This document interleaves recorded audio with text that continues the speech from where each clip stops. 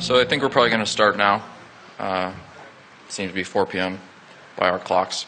I'm Phil Tibitoski, and I'm president and community manager at Young Horses.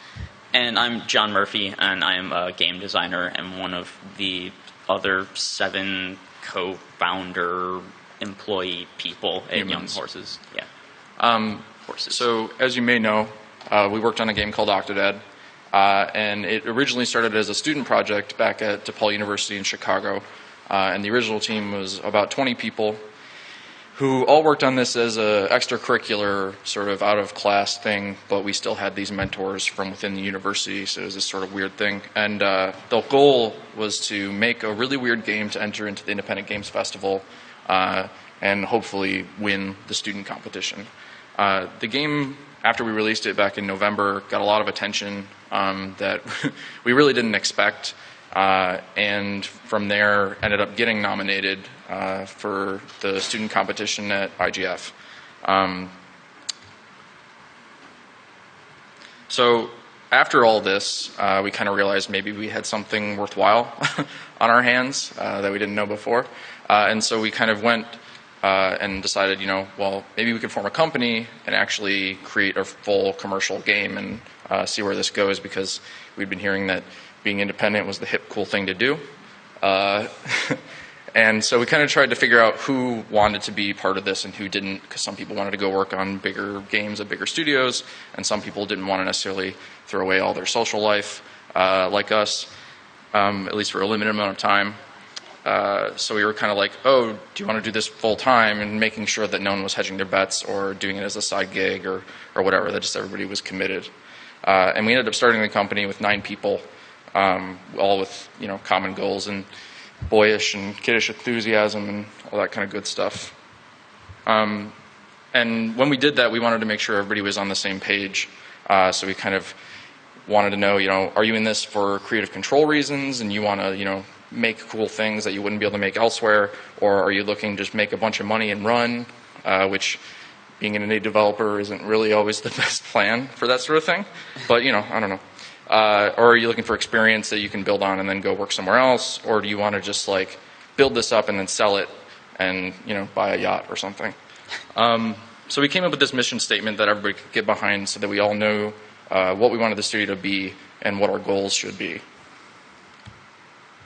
So initially, advisors had required us to, or at least suggested that we set up a kind of ownership agreement amongst the students. And what happened was we put all rights to one person on the team, so that if there was any other kind of possibility of a deal, publishing, otherwise, it wouldn't be as much of a mess to kind of sign a contract. There wouldn't be, a stopping point that was as easily hit.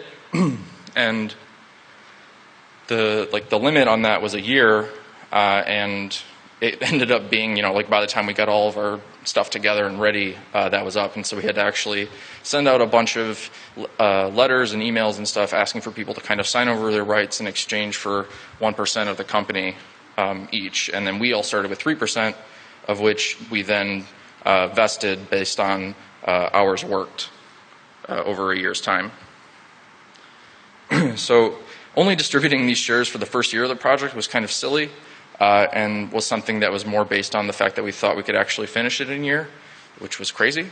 And there's this kind of naive, nice guyness about us that, we wanted to give everyone who had contributed to that original idea their kind of fair share, and create a flat structure among ourselves. And although people told us afterwards that may have not been the best way to do things, we think it's created amongst us a equal amount of accountability, responsibility, and love for what we're doing. So in 2011, we started to decide to do a Kickstarter for the game, because at the time, I think the main question was, could we actually sell something weird like this? We had gotten all the praise from the press and stuff, but we still weren't sure if people would spend money on this weird octopus game. And so this is pre-Double Fine, so we were looking to just kind of make enough money that we could actually pay to form the company and pay for some basic costs, both in legal and in going to different festivals and things like that. And if we make this much, we know someone will actually pay for the game, and it's also a way to kind of commit to it and be forced to be like, oh, I have to finish this now, because people are waiting for it.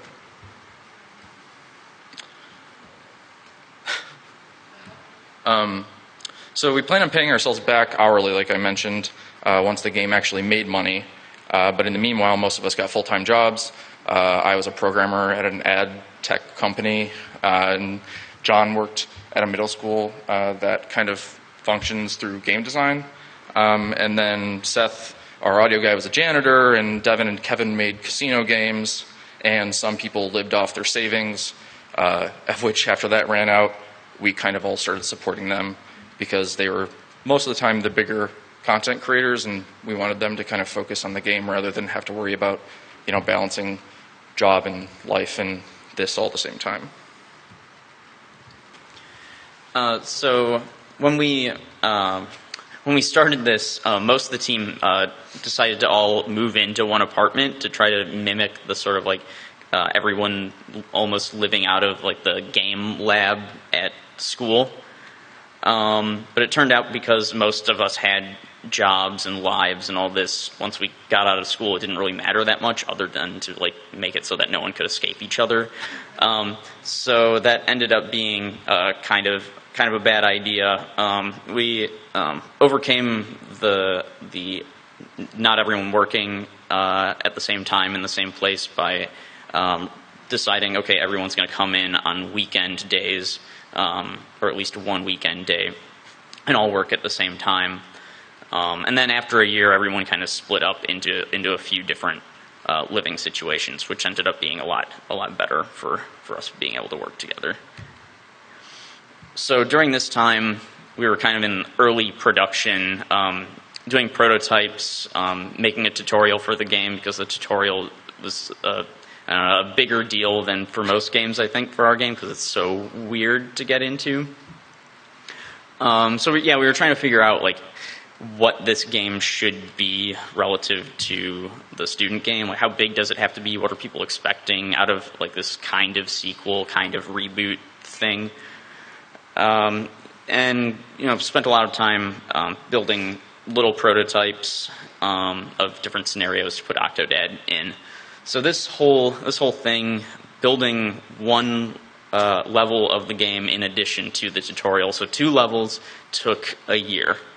And that's out of the 12 levels that are in the final game. So that was kind of, scary. And then during this whole time, everyone living together sort of exacerbated these, a lot of tensions and bad habits that we either formed as students or just had because we had been, not real adults. So there's a lot of poor communication, clashing egos, people not really trusting each other to get their stuff done, but also people weren't always getting their stuff done, so it was kind of ugly. But we didn't really know how to communicate or be supportive of each other and figure that stuff out during this first year or so. So as we got further into production, we tried figuring out how we could speed things up. So we tried doing Scrum, and that didn't work for us at all. We tried putting everything on a wiki. That became totally stagnant, and no one really wanted to look at it ever. And then about a year and a half into the project, we started using Trello, which is sort of a digital Scrum board thing that just, it saved us so much. Because it created it was very obvious what everyone had done or not done. So it was this accountability thing where you could see obviously what was going on. So no one could be vague or I don't know, backhanded about how they're talking about other people's work. Just okay, this is what's going on. Now we just need to figure out how to address it. This didn't really help with actually knowing how to address these problems, but it made it very tangible and visible that we had problems. So the way that we ended up figuring that out was we started about 6 months into the project. We were doing these quarterly review things, which were kind of performance reviews, where everyone was supposed to talk about what they had accomplished in the last 3 months. but it ended up feeling kind of like this horrible shame fest where everyone was just sort of like being passive aggressive, and like, you know, someone would be like, I didn't really get my stuff done, and everyone would sit around just like, oh. So, but once we had a better project management thing going on with Trello, it was easier to see what the problems were, and that sort of triggered us talking a lot more directly and openly and honestly about what was going on, which eventually these quarterly review things sort of transformed into like these like group therapy sessions, which made the general tone of how we were working together in general just feel a lot safer, and it felt like a more trusting space and team to work on. So I'm going to take a second because, like, you know, a lot of people might think that this is like kind of weird and specific to our, like, you know, coming of age, coming out of school together thing. But I just want to point out that these like soft skill type things are really like important in any situation, but especially in a situation like this where there is a lot less structure and hierarchy than there is in, you know, places that most people work. And we've seen, like, in our day jobs, a sort of like a vacuum or failure of leadership happen, and a bunch of people who are working really well together, like, sort of like just like have it all fall apart and everyone start hating each other. And we wanted to make sure that that wouldn't happen, but we also really wanted to not have like a strong leadership hierarchy sort of thing going on. So, you know, this has been very difficult, but it's like worth it, we think, for us at least, to, I don't know, work through all that stuff. And, you know, it's because when you're on like a smaller team like this, we're in like close quarters a lot of the time. We're really close to the work that we're doing, and we all are kind of reliant on each other to be able to continue to feed ourselves, so it can get pretty intense. So in any situation like that, having these communication and trust and shared vision things figured out is really important, but it's also like really difficult and a thing that you need to pay attention to all the time. So we didn't really have this figured out right away, and like the game suffered as a result. For example, the last couple of levels in the game were originally these like weird kind of traditional stealth levels that everyone hated.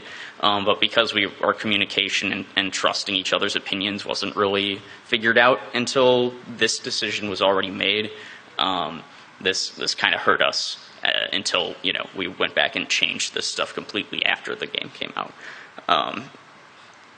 Yeah, but once we did figure this stuff out, it sort of impacted everything that we do. So, for example, the narrative of the game itself became more about the sort of empathy and understanding, you know, of like, you know, feeling for Octodad, but also like, you know, Octodad feeling for his wife Scarlet, who he's been lying to, things like that. You know, and it changed the way that we thought about designing the game for players. We thought about the needs of Let's Players and people who like to watch Let's Plays and try to understand what's going on there, and try to make it so that players can express themselves by doing silly things, sort of like leaving toys in the environment for that sort of player expression. And let's see. And learning, you know, we learned how to like empathize a little bit more with just with players, even ones who like were really unhappy. We found that like if you just like treat people decently most of the time, they'll be like, oh wait, you guys are people also? Okay, I'm not going to be a jerk to you. That's not always the case, it seems, but for us mostly, that's how it's gone. So a lot of development was also kind of reliant, very much reliant on like the development community, both local and worldly. So like every 2 weeks we would have a play test, and everyone local would come. And we did this throughout like all of development. And we also reached out to other developers and, you know, like kind of swapped builds of the game, which it really helps to kind of have that back and forth, because otherwise it's really hard to find someone who will go and spend half an hour to an hour, even if they say they will, to play and then actually write up a long report on their findings. And we also use things like festivals and conventions as like really steady milestones that we can't move, because otherwise it's pretty easy to be like, oh, well, I guess we'll just get it done the next month and the next month. And so that helped a lot with kind of just pushing us to finish things. And speaking of finishing, we did eventually need to finish the game. And so we had to all kind of agree on this final date, and it helped that several of us were running out of money to live. And we kind of came to the point where we were like, okay, let's evaluate all these levels relative to one another and see where they're at as quality-wise. And we did this a couple times to where we would do this and then go do a play test, and then do this and go do a play test. And towards the end of the game, we were testing maybe sometimes twice a week with groups of like 15 to 20 people. Basically just play testing all the time to get it done and make things acceptable for people to be able to buy it. Kind of the marketing of the game, I know Rami and some of the other guys had this grassroots talk yesterday, which I agree with pretty much all of. But just to accentuate that, Twitter socializing is extremely important, even though it seems silly if you're not used to that sort of thing. You have to like know who you're talking to and know what you're talking about and be really cognizant of what's going on in the industry in general, because it helps a lot in being able to jump into conversations. And you never know what one silly conversation might lead to. A lot of our kind of opportunities in general have been related to just being friendly and finding new friends. And it's a lot about who you know and word of mouth. If you can get people to, enjoy being friends with you and also enjoy your game, they're a lot more likely to be, going and telling other people about that. And a recommendation from a friend or like a Let's Player is a lot more strong, at least in my opinion, than something like a banner ad or whatever. So with the trailers, the title, the theme song, and just general press opportunities and announcements, all of us kind of shared that burden, at least in like the concepting of it and figuring out what we were actually going to do and when and why. And I think that's partially what helped us show through that what kind of studio we were, and kind of learn to never turn down any press opportunities ever, no matter how small or if you think it's a waste of time or whatever, because you never know, first of all, where that person's going to be in a year, and also it's just nice, if they took the time to contact you, why wouldn't you go out of your way to help them out, within reason, I guess. And then this PlayStation 4 thing happened to us, which was interesting. We've kind of been talking with them for a few years, ever since the first game came out, but we weren't really ready at the time because the first game was still super rough student game.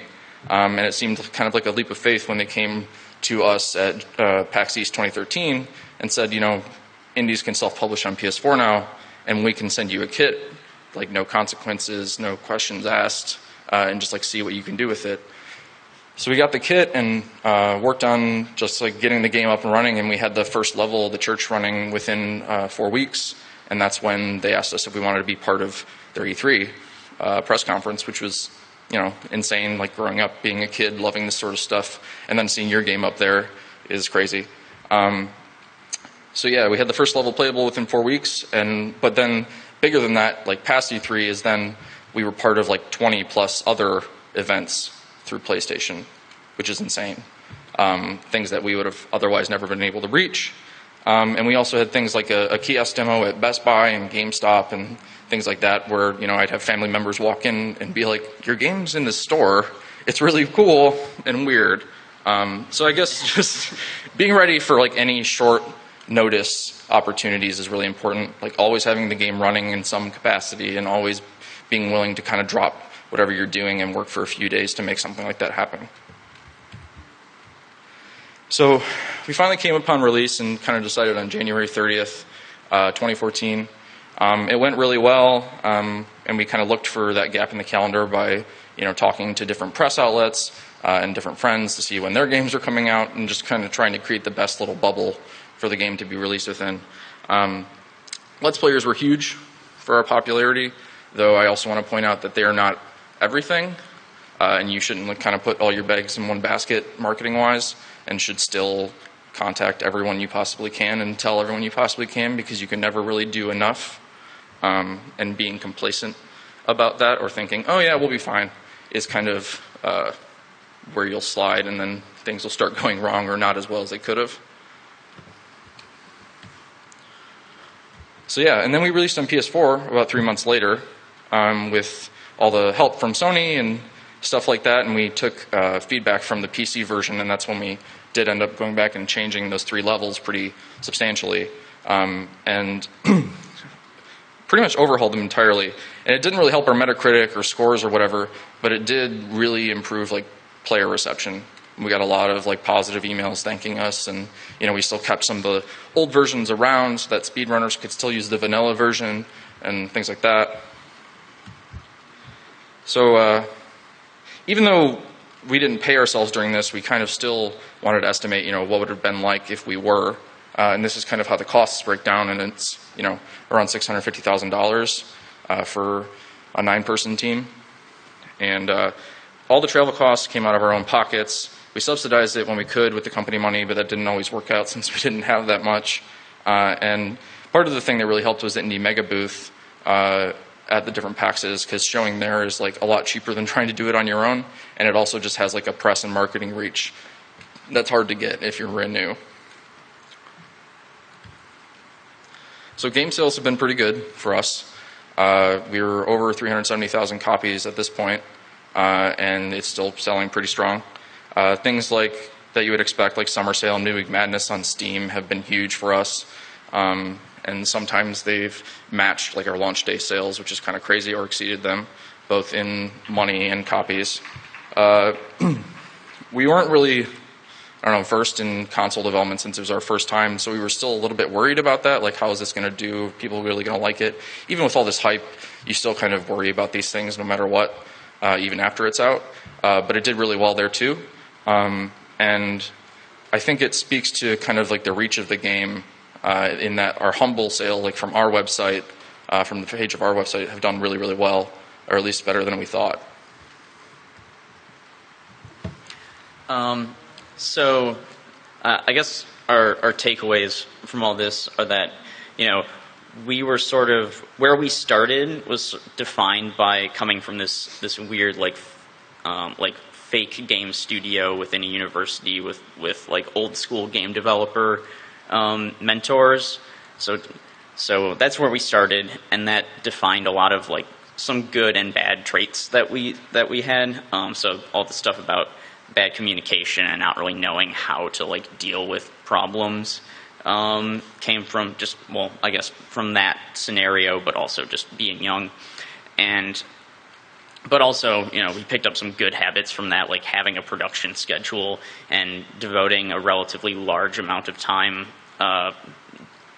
compared to the whole production to pre-production and prototyping and all that stuff. And then, but that's where we started.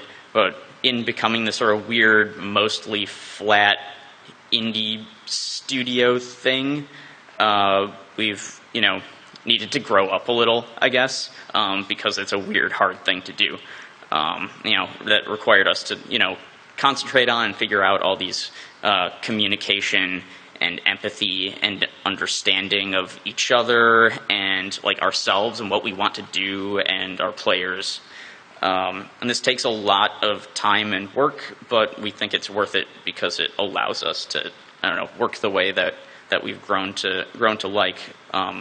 But that this sort of studio culture stuff and figuring out how to work together, we've realized requires the same sort of like attention and iteration and just like constantly paying attention to it. The same sort of process that you would do in making a game applies to making a studio.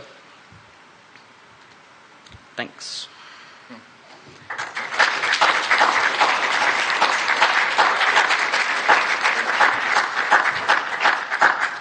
So yeah, if anyone has any questions or anything, feel free to go up to the mic there, and we'll answer anything we can. Otherwise, please fill out the surveys that you get after you leave. I know it really helps the GDC folks out a lot, and thanks for coming.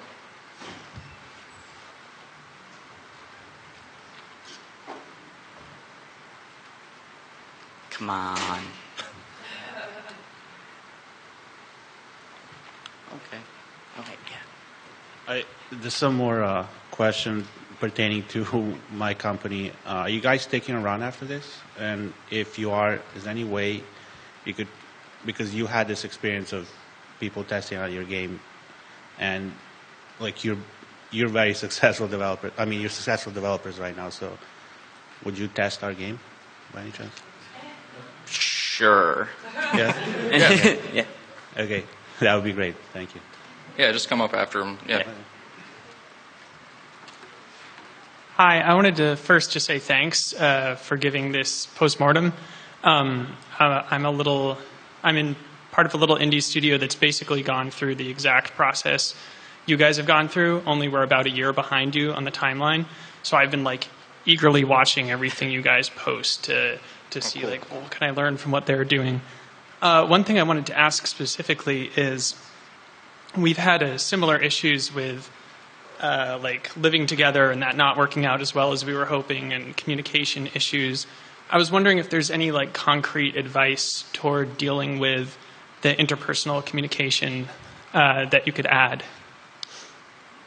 Well, I mean, whether it's like through the sort of weird meetings that we did or otherwise, creating some sort of like dedicated time and space to do that, I guess, and explicitly being like, all right, we need to like, let's take a minute to see if everybody's like doing all right. And also just like making sure to take time for yourself. Like I know with me, I'm outward and, you know, whatever, and I'll talk to anyone, but I'm also pretty solitary at times. And so I would take like a Sunday and go early and see a movie by myself or something. And that kind of helped alleviate at least a little bit of it. Yeah. And we talked about like learning how to understand like what that different people on the team need different things. So there are people on the team who really just like and want to work like 60 hours a week. And there are those of us who are like, I can work 35 to 40 hours a week, and the rest of the time I need to like go walk in the woods or something. Yeah. So one thing I'd also like to ask is, like we've kind of had an issue where I feel like we spend a lot of time talking, and we all sort of feel like we need to do that. Like we're in need of communication, but I feel like we kind of need to be talking smarter, not harder, if that makes any sense. And I was wondering, other than Trello, are there any techniques that you guys had used to facilitate communication, especially keeping in mind what you were just saying, that different people are sort of on different wavelengths? I mean, we spend a lot of time on Skype and different chat clients to where we're talking like all the time, every day. And so we're all usually pretty aware of what's going on. But we've also done things where we've taken like team vacations, to where we're not working and we can just hang out for a week and chat and have fun and go out and do whatever, which seemed to be pretty helpful for us, at least. Cool. Well, thank you very much. Yeah, thank you. Hi, thanks for the talk. I had a quick question. So you talked a lot about things that you found during the process that you solved during the development of Octodad. I was wondering if there are any problems that you have identified that you haven't solved yet, and now you're thinking of solving them in the future. Or is it a perfect studio now? Well, I mean, I guess the thing is, yes.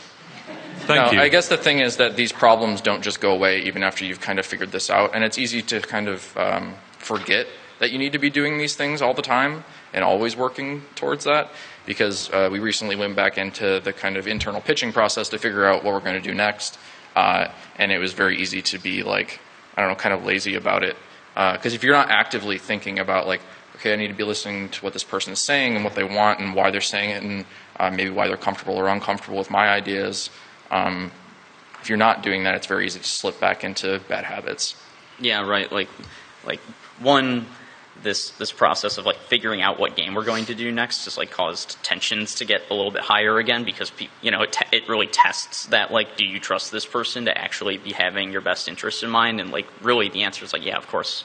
But like in the moment, you can be like, this person's just trying to make a stupid like art game that's not going to make any money or something. Like that's what I get accused of all the time. Or vice versa. This person's just trying to like sell seats or whatever, you know. Right.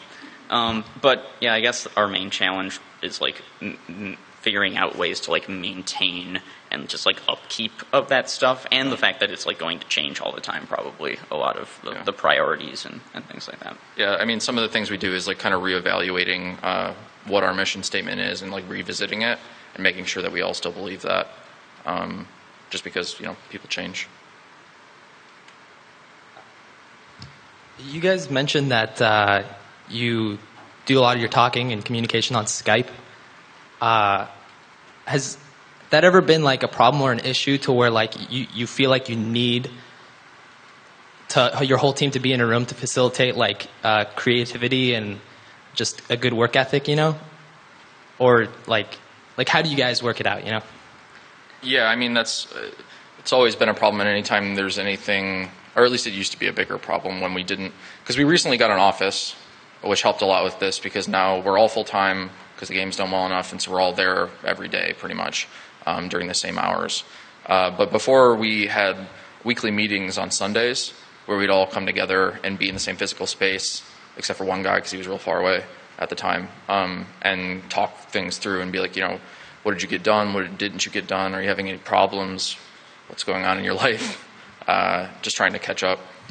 Yeah, but at the same time, that sort of, there are definitely certain problems, certain types of work that like you need to be in the same place for. At least we do, the way just because we're used to it. Like, I don't know, people work remotely all the time and like they figure it out. So, but that's not something that we have been that great at. But also, like having something like just like an ongoing Skype chat like helps with certain types of issues too, because like people can think out what they're trying to say a lot better. Like if we're having like some sort of like debate about something, sometimes that's a better place to do it actually. Then like for people that are starting out a studio, would you recommend though, like you guys just pick someone's house, let's all just cram in there and work this out, or would you still think like communicating separately on Skype would be better? Like, I don't know. I think it's like a weird mixture, or at least that's what we found we liked. And it doesn't necessarily have to be one person's house. You can switch around just as long as you're in the same place. But yeah, I mean, there's some stuff that you need that for and some stuff you don't. Like when we did writing, we had like a physical round table sort of thing where everyone was there talking it through, because it's more about feely, fluffy stuff, and you have to like emote and, you know, be able to grab someone, I guess. Thank you. Yep, thank you. Hi. So, having worked on a game for several years and been together as part of the same team for several years, and now that you're moving on to the next big thing, are you guys worried that perhaps if, in the event that you would have to bring someone on, that they would be able to integrate within the culture? Or, I guess, how have you prepared for that possibility? Yeah, we haven't, but we should. Yeah, that like onboarding process is definitely something. There was a talk about the Glitch City like co-working space yesterday, and that made me think a lot, because they were talking about like because they're bringing people to that space more consistently, and I was like, oh, like this is like an even more extreme version of that kind of, where like, because we're all actually working together on one thing. Yeah, it'll be tough, but yeah, we need to think more about that.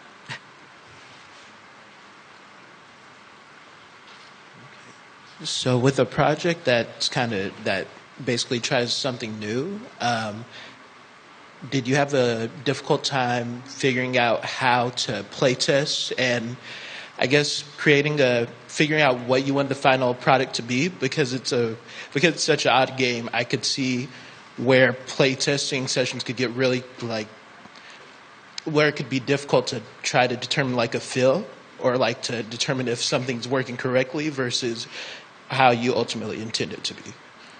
I guess we mostly just went by something isn't working correctly if someone doesn't understand how to do what they are trying to do, or if they're like not laughing with this game in particular. Yeah, it was more like looking at what we think they want to do, rather than if they're failing to do things we've set out, and then trying to kind of adapt to that, and at least to some degree. Okay, thank you. All right. Thanks. Yeah, thanks.